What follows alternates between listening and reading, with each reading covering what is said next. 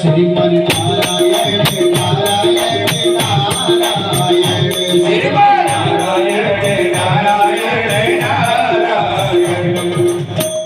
नारायण नाम का संकीर्तन चल रहा है। इतनी जोर की आवाज, गुरुजी सोचने लगे 5 सैनिक भेजे भी कीर्तन बंद नहीं हुआ है। तो गुरुजी ने देखा तो कीर्तन तो चल रहा है, तो उन्होंने 10 सैनिक और भेज दिए और उन 10 ने भी जाकर के सबसे पहले प्रहलाद को पकड़ा। और जैसे ही प्रहलाद को पकड़ा तो ऐसा करंट लगा कि वो 10 भी नाचने लगे। श्रीमन नारायण नारायण नारायण श्रीमन नारायण नारायण नारायण हरि नारायण नारायण नारायण नारायण हरि नारायण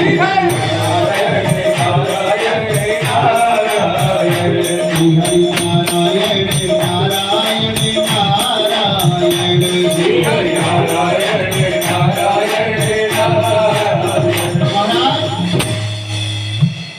गुरुजी सोचने लगे जिसको भी भेजता हूँ वो वही रुक जाता है, कारण क्या है। अब दोनों गुरु लोग दौड़ लगा करके गए तो प्रहलाद को ही पकड़ लिया। और जैसे ही प्रहलाद को पकड़ा तो गुरुजी भी एक ऐसा झटका लगा कि वो भी उसी में तल्लक हो गए। श्रीमन नारायण नारायण नारायण श्रीमन नारायण नारायण श्रीमन नारायण नारायण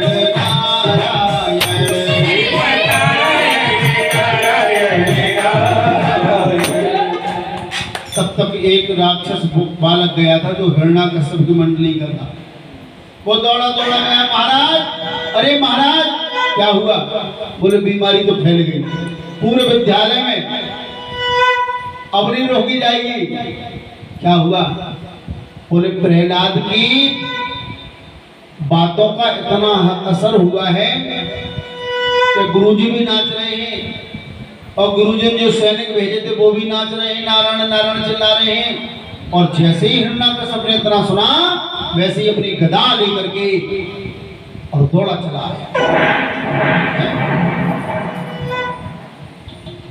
और जैसे ही आकर के एक ललकार लगाई, ठहरो। और जैसे ही ललकार लगाई वैसे ही जो जहां खड़ा था वैसे के वैसे मुंह होकर के खड़े हुए। अब राक्षस कुमार कह रहे, बोले भैया हमारे बस को तो कोई जवाब है नहीं देना। प्रहलाद से बोले भैया तू ही संभाल पड़े माया को। प्रहलाद भी शांत खड़े हैं, दुनिया की गालियां दे डाली।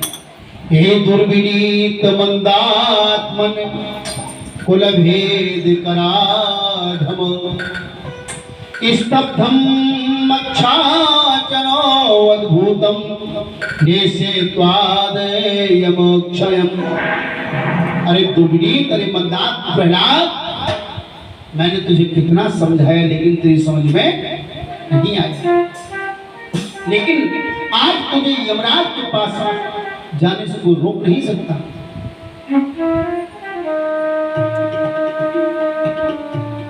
तू जिसका नाम जपता है, अरे वो तेरा नारायण है कहां। प्रहलाद ने बड़ी न केवलम में भवत चराजन सवै बलम बलिनाच परेशम परे अवरे भी स्थिर जंगमाये ब्रह्मादयो ये नभसम प्रणीता। पिताजी नारायण तो सर्वंतर्यामी है, केवल मेरा मालिक नहीं है, ऐसा मत बोलिए। आपके अंदर भी जो बोलने की जो शक्ति है उसी के द्वारा प्रदत्त है, उसी ने वो शक्ति तुम्हें दी है। और फिर उसी का नाम लेने से आपको इतना शत्रुता है। ये तो सर्वत्र विराजमान है। सूर अनेक फिरे कड़मागत वे पद सूर को स्वाद कहा। सूरदास तो दुनिया में बहुत हुए पिताजी, पर जो सूरदास ने रचना की है ऐसे सूरदास कोई नहीं हुए। पुण्य ताल मजीरा बजाती फिरे मीरा मतवारी सी चाह कहा। सिया राम कथा कितनों ने लिखी पर तुलसी जैसी मर्याद कहा। नरसिंह बसे प्रतिखंबन में। पिताजी नारायण तो कड़कड़ में व्याप्त है। नरसिंह बसे प्रतिखंबन में पर कारण को प्रहलाद कहा। भगवान तो आज भी कड़कड़ में विराजमान है, पर उनको पाने के लिए प्रहलाद बनना पड़ेगा।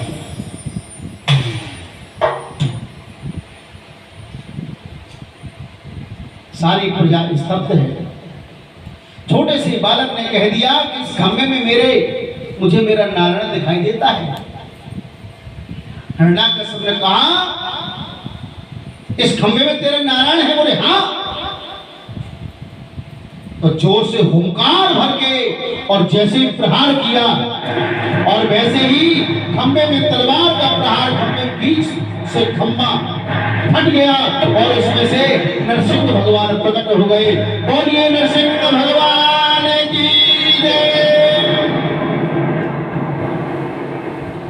गड़ गड़ गड़गड़ानो खंभ फाटो चरनानो निकसो नरनार को।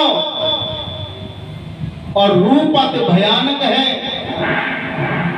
गगड़ गड़गड़ावे दसन जीव लप लपावे चितवत सरोज मानो अंग जात खायो है। भयंकर रूप भगवान का।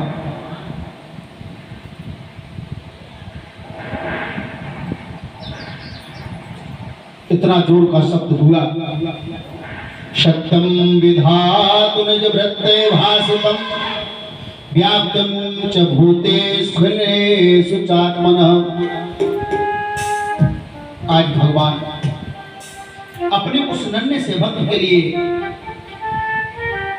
उसकी वचन को रखने, उसकी मर्यादा को रखने के लिए आज नरसिंह का रूप धारण कर दिया। भगत के बस में है भगवान। प्रहलाद को बार बार देख रहे हैं, लेकिन क्रोध बहुत है। उठा करके हिरण्याकश्यप को पकड़ लिया और दहलीज में लेकर बैठ गए, अपने घुटनों पर रख लिया। लेकिन हिरण्याकश्यप ने पूछा आप हैं कौन? देख करके पहले तो डर गया कि ऐसा विचित्र जीव तो मैंने कभी नहीं देखा। अरे आधा मनुष्य आधा शेर है, न ये जानवर है न पुरुष है। लेकिन एक बार फिर पूछे, बोले हो कौन तुम? बोले मैं नारायण। और जैसे ही नारायण का नाम सुना एकदम छलांग लगाई, उठ करके खड़ा होकर तलवार ले ली हाथ में। नारायण तुम हो? लेकिन भगवान ने इतना मौका नहीं दिया। उठा करके पकड़ के जकड़ लिया, अपने घुटनों पर रख लिया। नरसिंह भगवान बोले अब मैं तुम्हें छोड़ नहीं सकता, मारूंगा। हिरण्याकश्यप अट्टहास करके बोला कि कैसे मारोगे? हमें कोई मार नहीं सकता, मैंने ब्रह्मा से वरदान प्राप्त किए हैं। बोले क्या मांगा तुमने ब्रह्मा जी से? बोले कि मैंने ये मांगा कि मैं किसी व्यक्ति विशेष से ना मारा जाऊं, किसी जानवर से ना मारा जाऊं। बोले तो ऐसा रूप पहले कभी देखा? न मैं आदमी हूं और न मैं जानवर हूं। बोले चलो फिर भी कोई बात नहीं, लेकिन फिर भी नहीं मार सकते तो। मैंने ब्रह्मा जी से वरदान मांगा है कि मैं दिन में न मरूं, मैं रात में ना मरूं। लेकिन संध्या काल का समय था, उन्होंने कहा ये देख ले न दिन है न रात है, संध्या का समय है, क्या फिर भी नहीं मार सकते? क्या और क्या मांगा? बोले मैंने ये मांगा कि मैं भीतर ना मरूं, मैं बाहर ना मरूं। उनके देख ले, तू भीतर ना बाहर है, दहलीज पे है, क्या फिर भी नहीं मार सकते? मैंने ये भी मांगा था कि मैं पृथ्वी पे ना मरूं, मैं आकाश में ना मरूं। बोले ये बता, तू जमीन पे है क्या आकाश में है? तू तो बीच में लटका हुआ है, घुटनों पे बैठा हुआ है, ये फिर भी नहीं मार सकते। मैंने ये भी ब्रह्मा जी से मांगा था, मैं किसी शस्त्र से ना मरूं। नरसिंह धोमा ने अपने नाखून दिखा, बोले देखता है, इसी से तेरी कंपनियों को निकाल लूंगा मैं। सारी शर्तों को पूरा करके और भगवान ने अपने नाखून उसके अंतड़ियों को निकाल कर अपने गले में डाल दिया। वो नरसिंह भगवान की जय।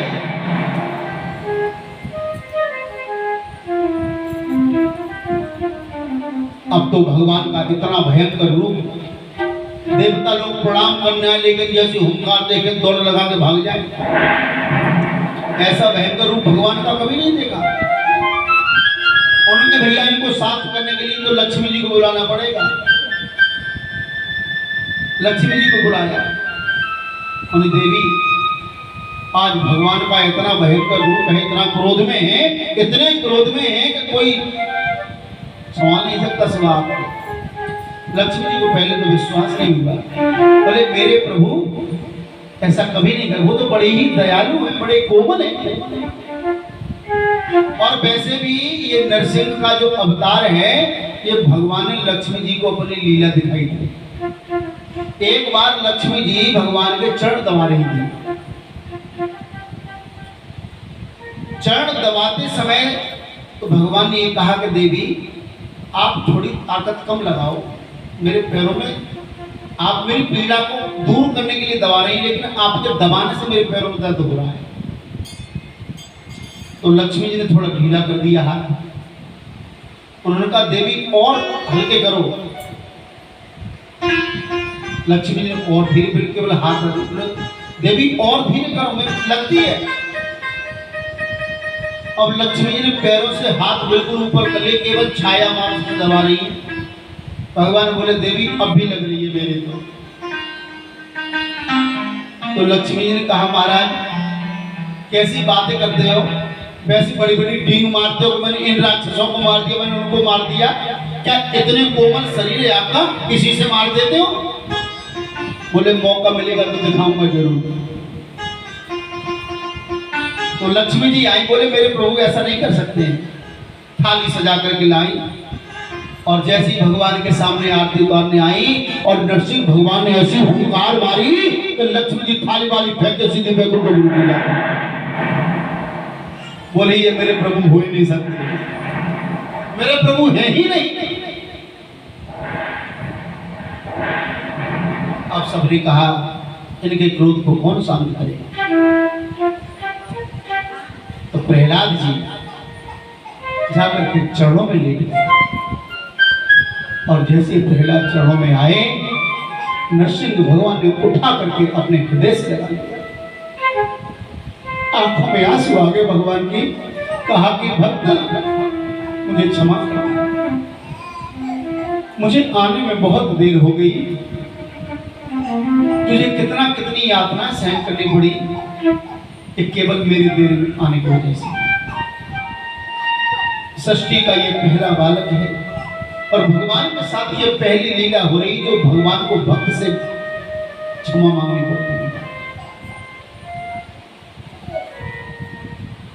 वरदान मांगने को। प्रहलाद बोले मुझे कुछ नहीं चाहिए। भगवान बोले कुछ तो मांग लो बेटा, मैं तुम्हें आज दे दूंगा। प्रहलाद जी ने कहा कि मुझे केवल यही वर दे दो कि मैं आज के बाद किसी से कुछ मांगू ही नहीं। भगवान ने कहा कि तुम कितने उदार हो, मैं तुम्हें अपनी तरफ से इस गद्दी पर आसीन करता हूं। प्रहलाद ने बहुत मना किया कि मैं गद्दी पर नहीं बैठूंगा, लेकिन भगवान ने अपनी तरफ से गद्दी दे दी और जैसे ही गद्दी पर बैठे वैसे ही पिताजी का ध्यान आ गया और भगवान से हाथ जोड़ कर कहा प्रभु आपको अगर देना है तो इतना जरूर दे दो कि मेरे पिताजी ने आपको बहुत उल्टा सीधा बोला है, आपके प्रति बड़ी ही उल्टी सीधी बातें करते रहे, जीवन निकाल दिया, लेकिन मेरे पिताजी की दुर्गति ना हो, उनको सदगति दे दिया। भगवान ने कहा प्रहलाद, तेरे जैसा भक्त जिस कुल में उत्पन्न होता है उस कुल की तो 21 पीढ़ियां वैसे ही तर जाती है, एक पीढ़ी की बात नहीं।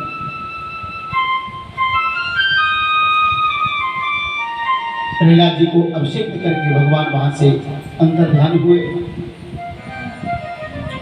बड़ा सुंदर राज्य कार्य प्रहलाद जी का चलने लगा। दत्तात्रेय जी एक बार प्रहलाद घूमते घूमते जंगल की ओर चले गए, जहां पर दत्तात्रेय जी महाराज जी का मिलन हुआ। वैराग्य सन्यासियों के अद्भुत लक्षणों का वर्णन उनको सुनाया। प्रहलाद जी सुनकर के बड़ा प्रसन्न हुए। आचार्य सुखदेव कहते हैं, परीक्षित, जो प्रसंग प्रहलाद का मैंने तुम्हें सुनाया था, यही प्रसंग नारद जी ने तुम्हारे बाबा युधिष्ठिर को सुनाया था। इसलिए मुझे आज वो प्रसंग आपको सुनाना पड़ा, क्योंकि आपकी कथा आपके बाबा तक जुड़ी हुई है। और कर से कर्म करहु विधि नाना, ध्यान रखो जहां कृपा निधान।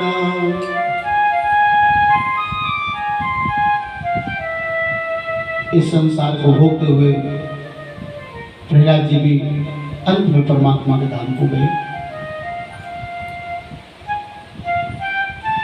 एक बार दुर्वासा जी को इंद्र की सभा में आए और इंद्र ने प्रसन्न होकर के उनको एक माला धारण कराई। दुर्वासा जी एक बार भगवान के धाम में जब गए, भगवान ने अपनी उनकी प्रसादी माला उनको पहनाई। दुर्वासा जी उस माला को लेकर के गए और इंद्र के पास में इंद्र ने संत दुर्वासा को स्वादिष्ट भोजन करवाया और उस भोजन से प्रसन्न होकर के वो जो माला भगवान की दी हुई थी वो उन्होंने इंद्र को दे दी और इंद्र ने उस माला का अनादर कर दिया। भगवान की प्रसादी माला का अनादर करने से ये हुआ कि देवताओं से श्री रुष्ट हो गए, लक्ष्मी रुष्ट हो गई। और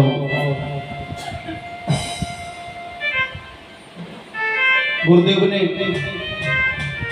शुक्राचार्य जी महाराज की आज्ञा से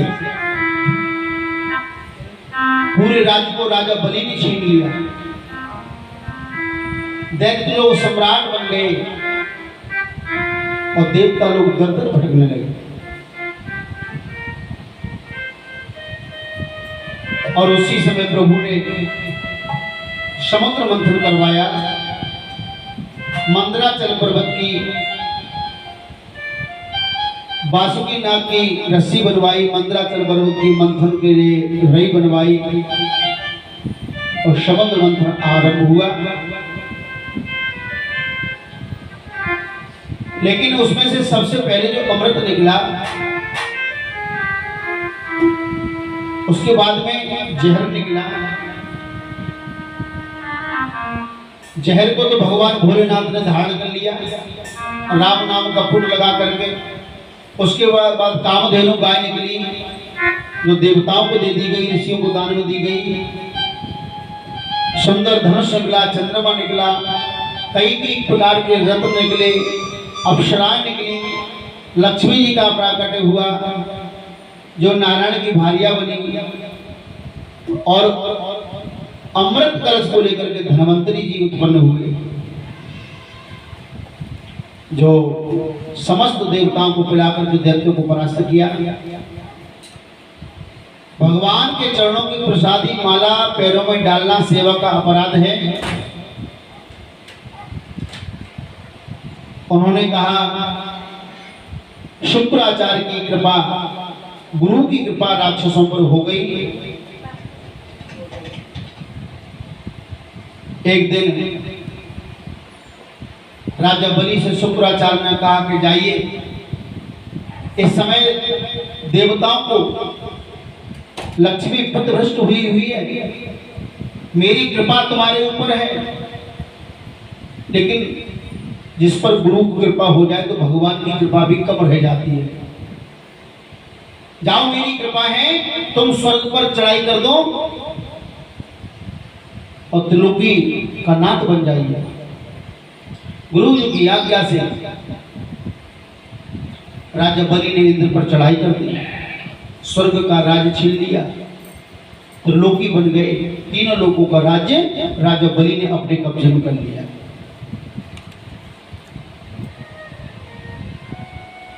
को देहो भौतिको अनात्मा, क्वचात्मा प्रकृते पर,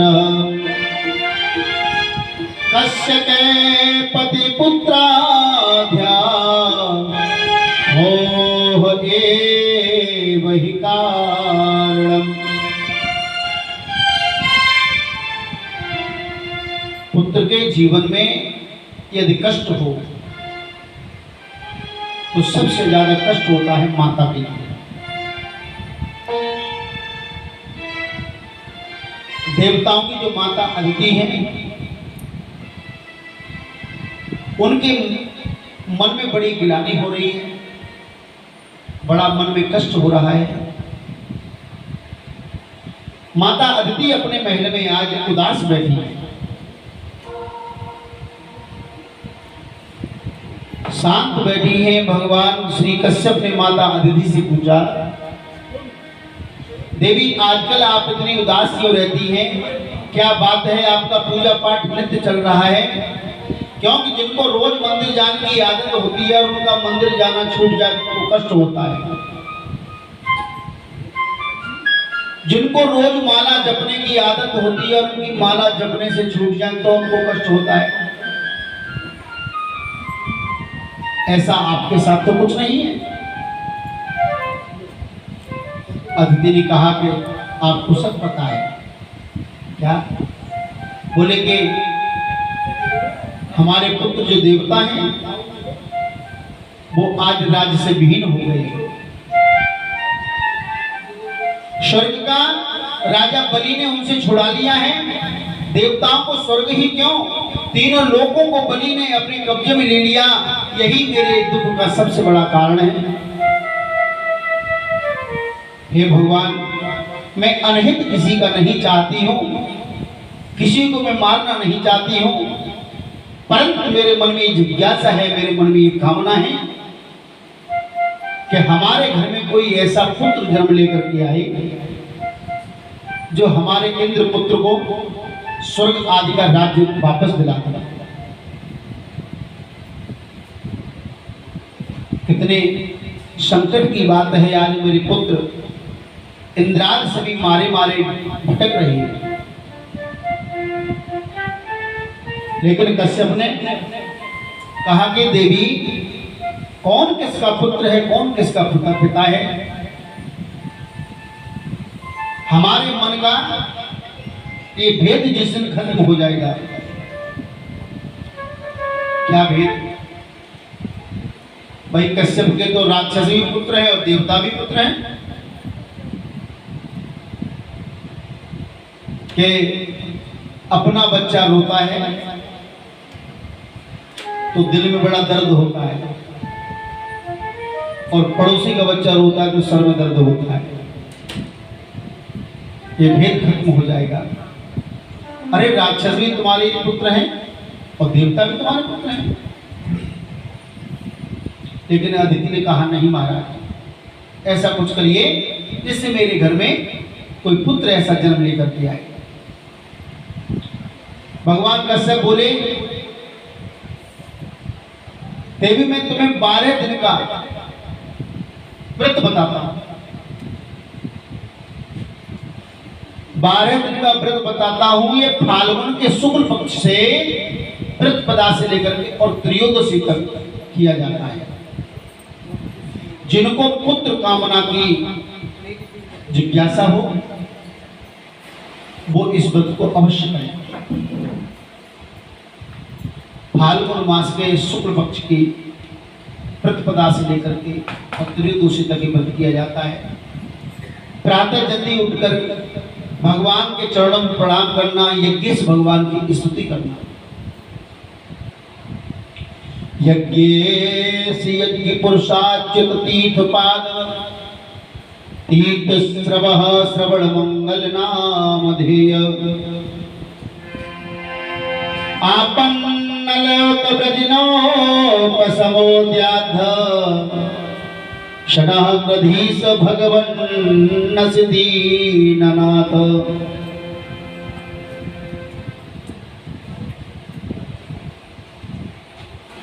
देवी आप इस स्तुति का नियमित जाप करोगे तो मुझे ये विश्वास है कि आपके घर में भगवान स्वयं पुत्र बनकर के आएंगे।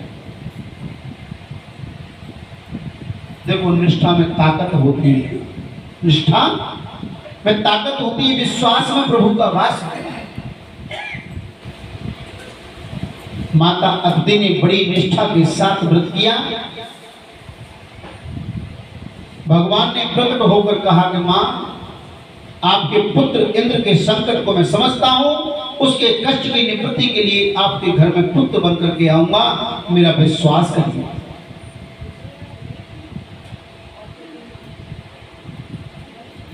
उधर देवता लोग रोते रोते नारायण के पास पहुंचे। भगवान बोले क्या हुआ? देवता बोले बहुत बड़ा संकट हम पर आ गया है भगवान। राजा बलि ने तीनों लोगों को हमसे छुड़ा लिया है। त्रिलोकी के राज्य को बलि ने अपने कब्जे में कर लिया। भगवान बोले सुनो, इस समय बलि पर गुरु जी की कृपा है और जिस पर गुरु की कृपा हो जाए तो शिष्य को कोई रोक नहीं सकता। अरे मैं स्वयं भगवान होकर भी बलि से युद्ध करूंगा तो भी मैं युद्ध में जीत नहीं सकता। इसलिए कुछ दिन धैर्य धरिए। मैं स्वयं अदिति के घर में पुत्र बन करके जाऊंगा।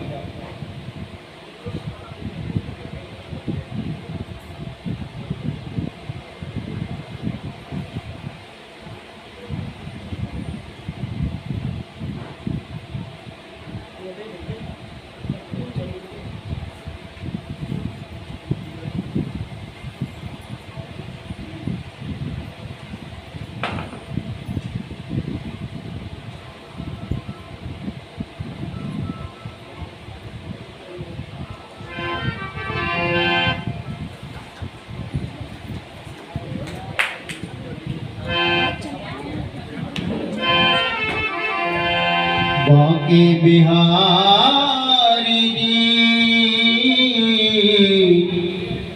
दूर करो दुख मेरा। बांके बिहारी